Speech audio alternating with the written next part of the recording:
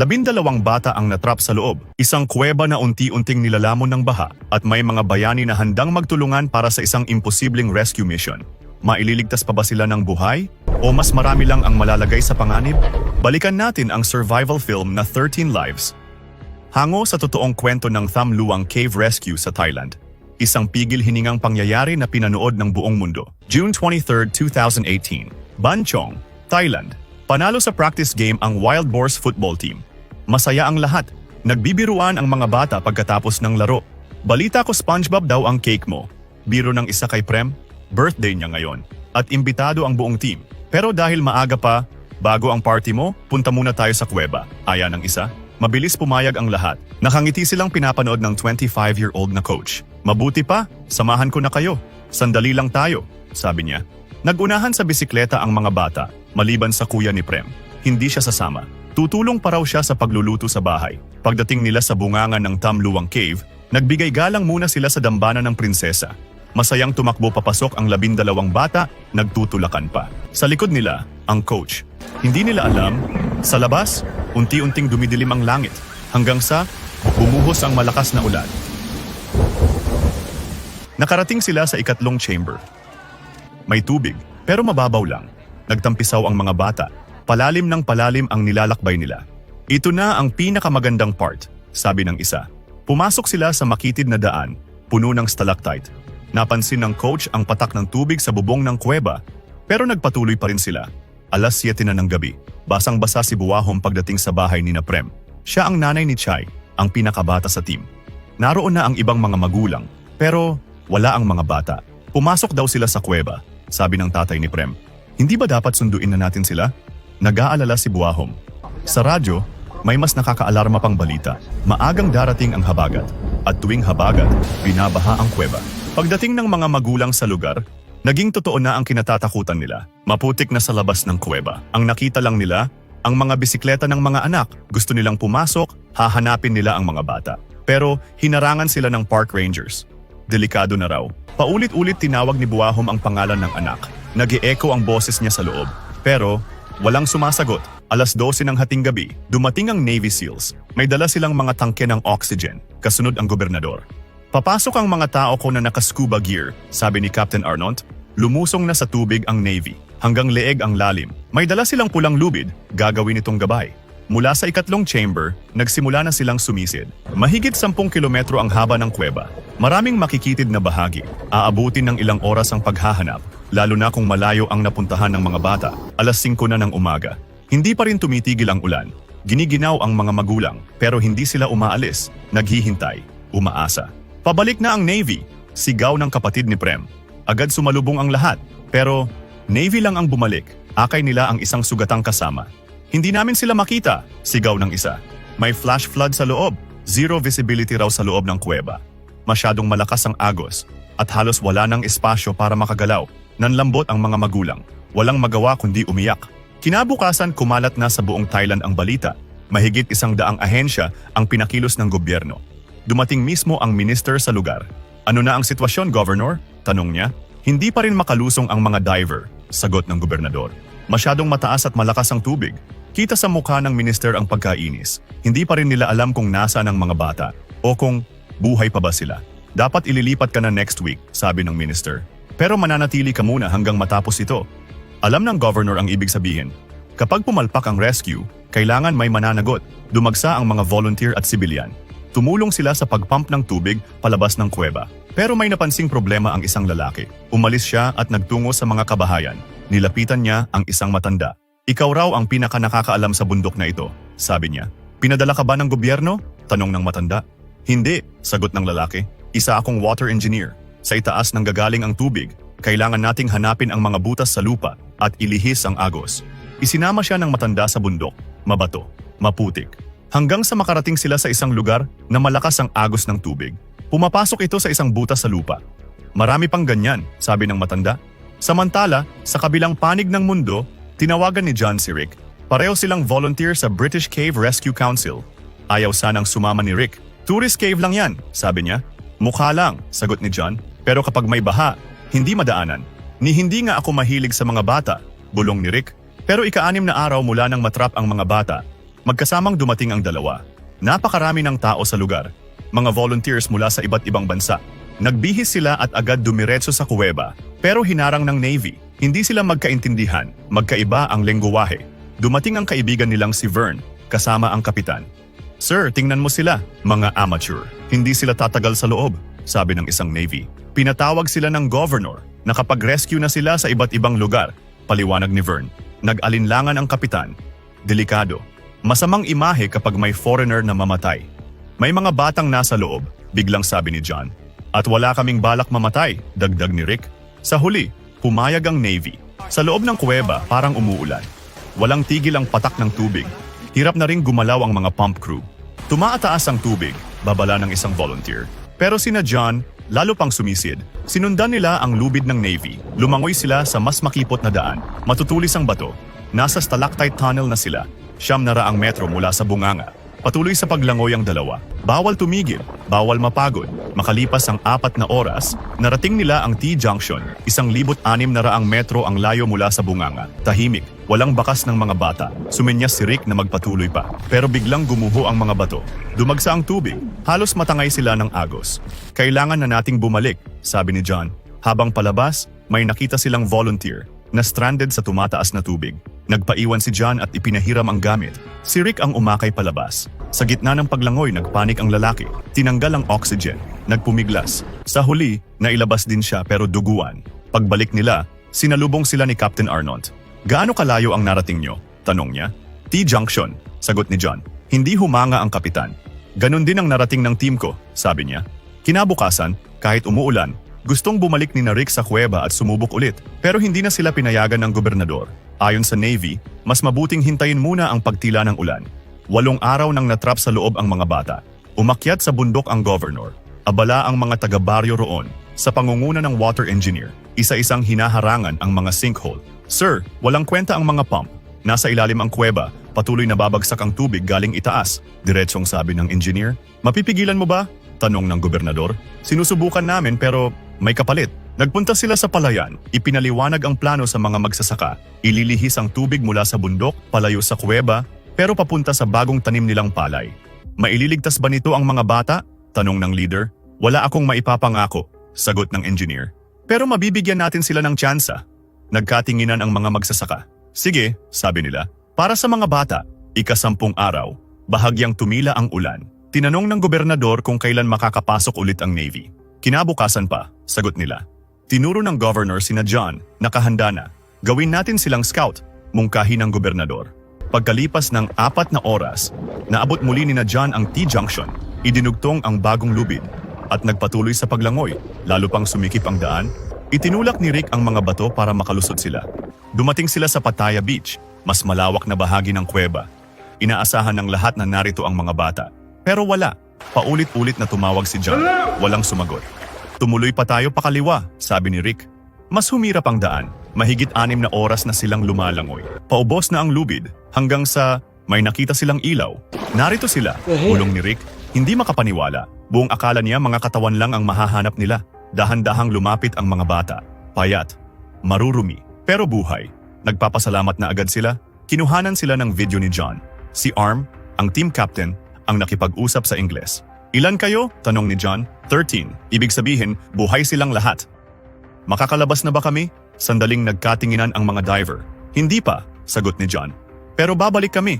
Isa-isang kinuhanan ng video ang mga bata.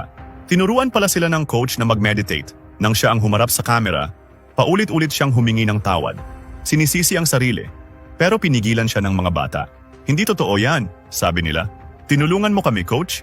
Napansin ni Rick ang tila tunnel sa likod nila. Mababaw pa. Sarado ang dulo. "Naghuhukay kami," sabi sa kanya ni Prem. "Magaling kayo," tanging nasabi ni Rick. Alam niyang walang patutunguhan iyon. Pero di niya mapigilang humanga. Nagpaalam na ang dalawa. Muling nilangoy ang mahabang daan pabalik. Nagdiwang ang mga tao sa dala nilang balita. Walang pagsidla ng tuwa at pasasalamat ng mga magulang. Sinalubong ng sigawan at palakpakan ng dalawa, pero hindi sila masaya. Nang humarap sila sa gobernador, may isang tanong si Rick. "Ano ang sasabihin namin sa media?" Diretso ang tingin niya. "Nahanap namin ang mga bata. Tapos, papanoorin na lang natin silang mamatay?" Sinubukan siyang pigilan ni John, pero nanaig ang emosyon. "Sinasabi ko lang ang totoo," git ni Rick. Noong nirescue namin ang volunteer nyo, muntik na siyang mamatay at napakalapit lang noon. Kung palalanguyin nyo ang mga batang yon, mga bangkay lang ang ilalabas nyo.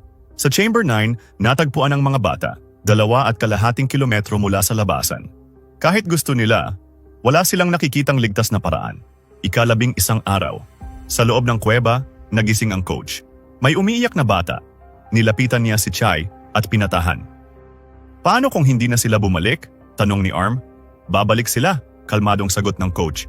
Kapag handa na sila. At kailangan, handa rin tayo. Itinuro ni Rick sa Navy kung nasaan ang mga bata. At kung gaano kahirap ang daraanan. Kakayanin namin, sabi ng kapitan. Para sa mga bata. Sa una, maayos ang paglusong ng Navy. Pero sa huling tunnel, naipit ang isa. Hindi makagalaw, nataranta, bumalik ang kasama niya. Hinila siya, hanggang sa makawala sa mga bato. Sa wakas, narating nila ang mga bata. Matitibay ang mga batang to, papuri ng isang diver. Napangiti niya ang mga bata sa kabila ng sitwasyon. Binigyan sila ng diver ng kaunting pagkain. Lumapit ang isang doktor para suriin sila. Pero may masamang balita. 16% na lang ang oxygen sa loob, masyadong mababa. At may isa pang problema. Isa lang sa atin ang makakabalik, sabi ng isang Navy matapos i-check ang air tanks nila. Paubos na lahat. Bumalik ka, sabi ng doktor. I-report mo na malapit na sa red zone ang oxygen. Hindi na lang tubig, pati oras kalaban na nila. 12 araw. Narating na ng Navy ang mga bata, anunsyo ng gobernador. Naghahanda na kami sa susunod na hakbang. Nagdiwang ang mga magulang. Maliban kay Buahom, kinagabihan, nilapitan niya ulit ang governor. Malamig sa loob, madilim, walang pagkain. Hanggang kailan sila maghihintay? Kailan niyo sila ilalabas? Sinubukan siyang pakalmahin ng gobernador. Naiintindihan kita? Paano? Putol ni Buahom. Anak mo ba ang mamamatay? Nakita ito ng mga British diver. Kailangan may makaisip ng paraan, sabi ni John. Tahimik si Rick. May ideya siyang naiisip. Isang kabaliwan. Mas mabuti na ang kabaliwan kaysa wala, sabi ni John. Tatawagan natin si Harry, sagot ni Rick. Naintindihan ni John ang ibig sabihin. Isa kang henyo, o baliw lang talaga, sagot ni Rick. Si Dr. Harris, isang rescue diver, at eksperto sa anesthesia.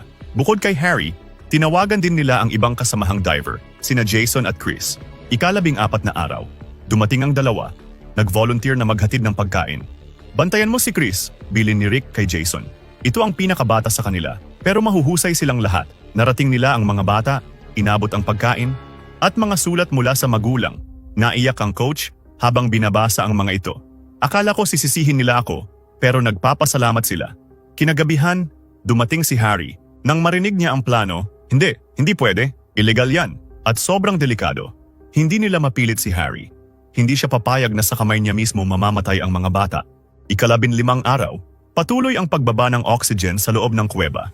Isang malapit na kaibigan sa Navy ni Captain Arnont ang nag-volunteer. Magdadala siya ng mga damit panlangoy para sa mga bata. Bit-bit ni Saman ang malaking sako papasok ng kuweba. Lumusong siya kasama ang ilan pang diver. Pero sa stalactite tunnel, sumabit ang tangke ni Saman sa lubid. Naiwan siya ng mga kasama. Napilitan siyang tanggalin muna ang tangke. Doon tumama ang tube sa bato. Tumagas ang hangin. Nang maayos niya ito, halos ubos na ang oxygen. Agad siyang lumangoy pabalik, pero masyado pa siyang malayo.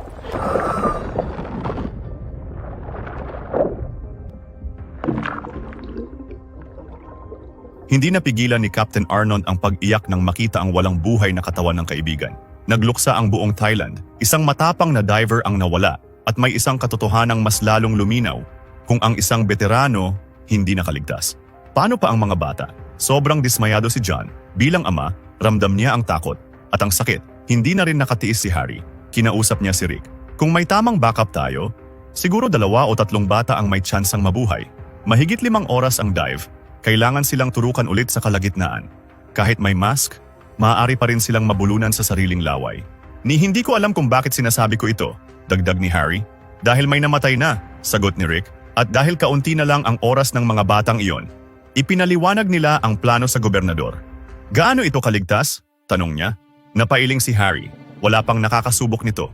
Sa teorya, posible, paliwanag niya. Pero gagamit tayo ng anesthesia at hindi natin sila mamomonitor pagkatapos. Kapag napasobra, hihinto ang paghinga. Kapag kulang, magigising sila sa gitna at malulunod. So, seryosong tanong ng gobernador, may inaasahan kayong hindi makakaligtas? Tumango si Harry. Walang dapat makaalam ng gagawin nyo, huling bilin ng gobernador. Gawin nyo ang lahat, at kung mabigo kayo, akin ang sisi. Ika-16 na araw. Sa bundok, tuloy-tuloy ang paggawa ng mga dam. Mas mabilis nating matapos, mas maraming oras ang mabibigay natin sa mga bata, sabi ng water engineer. Malaking tulong ang ginagawa nila. Pero kapag naunahan sila ng habagat, malulunod ang mga bata. Pinaalis ng pulis ang media sa paligid ng kuweba. Para hindi nila makita ang mga lalabas na katawan, bulong ni Chris. Pagbaba ni John mula sa sasakyan, agad siyang nilapitan ni Buahom. Iniabot nito ang mga Lucky Charm na pinabasbasan niya. Para sa inyo, para sa mga bata. Nagpasalamat si John at hinabol si Rick. Iniabot ang isang piraso. Hindi ako naniniwala sa swerte, tanggi ni Rick. Kunin mo na, nanonood siya, pilit ni John. Napilitan si Rick na ibulsa ito. Napangiti si Buahom, puno ng pag-asa.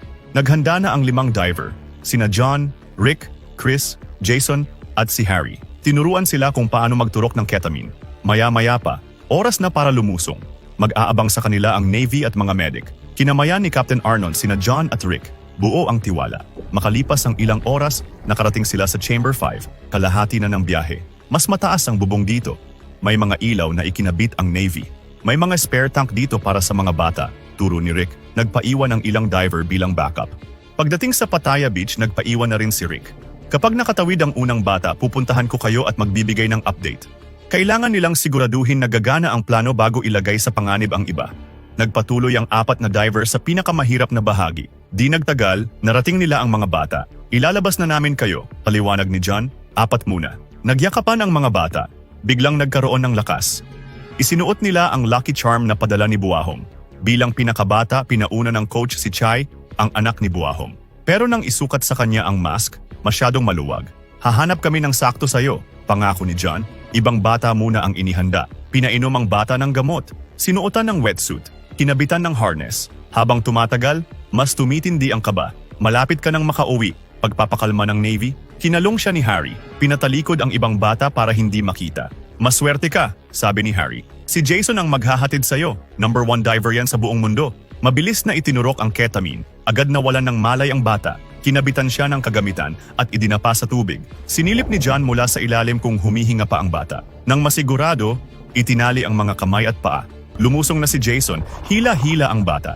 Maingat siyang dumaan sa tunnel, isang kamay sa bata, isa sa lubid. Narating nila si Rick. Maayos ang paghinga, sabi ni Jason. Nakahinga ng maluwag si Rick. Akala niya, wala silang tsansa. Maya-maya pa, oras na para lumusong ulit. Samantala, inihahanda na ni Harry ang susunod na bata.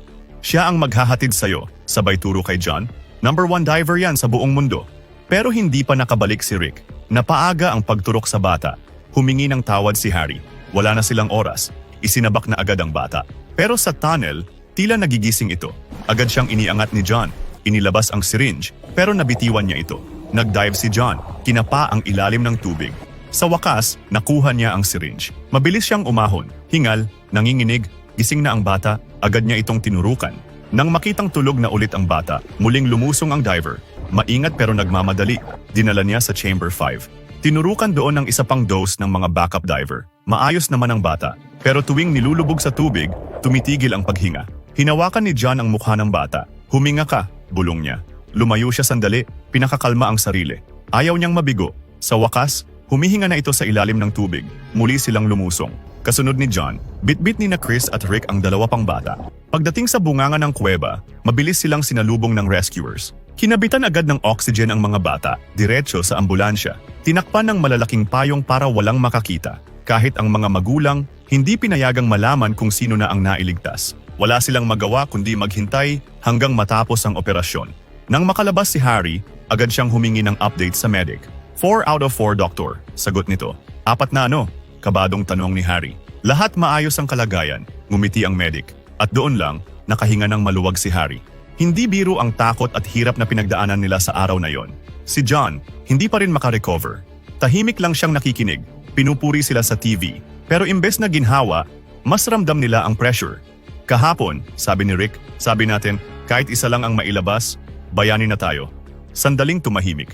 Pero ngayon, dagdag niya, kapag may isa sa kanilang namatay, hindi na niya tinapos. Naiintindihan na ni John, lalong bumigat ang tensyon, 17 araw. Pareho pa rin ang linya ni Harry sa bawat bata. Huwag kang matakot dahil ang maghahatid sa'yo, ang number 1 diver. Nagpatuloy ang rescue, paulit-ulit na proseso, walang katapusang paglangoy, dobling ingat, isang maling galaw, katumbas ay buhay. Tagumpay na nailabas ang 5 bata sa ikalawang round ng rescue. Pero sa huling araw, darating ang pinakamalaking pagsubok. Nagsimulang bumuhos ang malakas na ulan, ika-18 araw. Siguradong mas mataas na ang tubig. Nag-aalalang sabi ni Chris. Makakatawid ba tayo? Hindi pwedeng ngayon pa tayo susuko, matapang na sagot ni Jason. Mamatay ka sa kuweba kung gusto mo, Jason. Kung hindi ko siguradong makakalabas ako, hindi ako papasok, sagot ni Rick. Walang tigil ang ulan. Lubog na sa baha ang mga palayan dahil sa nilihis na tubig. Pero sa bundok, tuloy pa rin ang mga volunteer. May 3 pang sinkhole sa silangan, sigaw ng water engineer. Mas kailangan sila ng mga bata ngayon. Sa loob ng kuweba, hinayaan nilang si Rick ang magdesisyon. Pinagmasdan niya ang tubig. Okay, kailangan nating bilisan. Agad kumilos ang lahat. Napangiti si Chai nang makita sila. Isinuot ang bagong mask. Pero medyo maluwag pa rin. Pwedeng pasukan ng tubig. Si Chris ang maghahatid. Kahit anong ayos, hindi talaga sumasara ang mask ni Chai. Wala na tayong oras, desisyon ni Jason. Hahawakan ko na lang? Mas delikado. Pero kailangan. Sa wakas, ang coach na lang ang naiwan. Nakalabas ba silang ligtas? Nanghihina niyang tanong. Tumango ang mga rescuer. Pero marami pang pagsubok bago tuluyang makalabas. Si Chris nakapasok na sa madilim na tunnel. Masikip. Maraming bato. Sandali niyang chinek ang bata. At doon, nabitiwan niya ang lubid. Sinubukan niyang abutin. Pero huli na. Tinangay sila ng agos. Nagpanik si Chris. Mahigpit ang kapit sa bata. Wala siyang makita. Walang direksyon. Sa desperasyon, kinapa niya ang sahig. May nahawakan siyang kable ng ilaw. Wala na siyang ibang choice. Sinundan niya ito. Nakarating sila sa susunod na chamber. Pero wala roon ang mga backup diver. Naghanda na ring sumunod si Harry at ang natitirang Navy. Tandaan nyo, mas malakas na ang agos ngayon. Paalala niya sa mga ito. Samantala, nahihirapan si Jason na itawid si Chai. Naipit sila sa masikip na tunnel. Napilitan siyang alisin ang hawak sa mask ng bata para maitulak ito. Maya-maya, tagumpay rin silang nakalabas. Pero si Chris, wala pa rin. Naabutan siya ni Rick sa chamber. Inihiga nito ang dalang bata sa bato. Buhay pa ba siya? Tanong ni Rick. Oo, tarantang sagot ni Chris. Nabitiwan ko ang lubid kanina. Hindi ko alam kung nasa na ako. Halatang nagpapanik pa rin ito. Nasa chamber 4 ka? Magaling, puri ni Rick. Hintayin mo si Harry. Makinig ka sa sasabihin niya, payo nito. Hindi siya makakatulong dahil hawak niya pa rin ang coach. Napahilamos si Chris. Sinunod niya ang mga bilin ni Rick. Pataas ng pataas na ang tubig. Nahihirapan ng lumangoy ang mga nahuling Navy. Maya-maya pa, nakita ni Harry sina Chris. Agad siyang nilapitan. Gusto mo bang ako na ang humawak sa kanya? Tanong ni Harry. Hindi, ako ang dapat gumawa, sagot ni Chris. Pero kita niyang natatakot ito. Hindi pa nakaka-recover sa nangyari. Naitawid mo na siya sa pinakamahirap na bahagi, paninigurado ni Harry. Kabadong naghihintay sina John sa 2 pang kasama. Hanggang sa natanaw na nila ang mga flashlight. Agad tumalon ang 3 para salubungin sila. Lumabas si Harry, dala ang bata. Matindi ang kaba nang hindi nila makita ang isang kasama sa likod. Hanggang sa lumabas si Chris. Pagod, pero buhay. Agad siyang pinuri ng mga kasama. Tagumpay nilang nailabas ang mga bata. Pero hindi lahat masaya. Nakatanaw pa rin si Captain Arnon sa loob ng kuweba. Nagdarasal. Hinihintay ang mga kasamahan. Sumasabog na ang mga pump sa sobrang lakas ng agos. Lahat kayo lumabas na. Wala nang oras. Masyado nang delikado. Ngunit natanaw ng kapitan ang mga ilaw sa tubig. Mabilis silang tumalon para tulungan ang mga kasama. Sugatan, pero nakaligtas ang mga ito. Napuno ng sigawan at palakpakan ng kuweba. Ganoon din ang bundok. At ang bawat sulok ng Thailand, umaagos ang mga luha, hindi sa lungkot, kundi sa tuwa. Isang pambihirang pagkakataon ng pagkakaisa.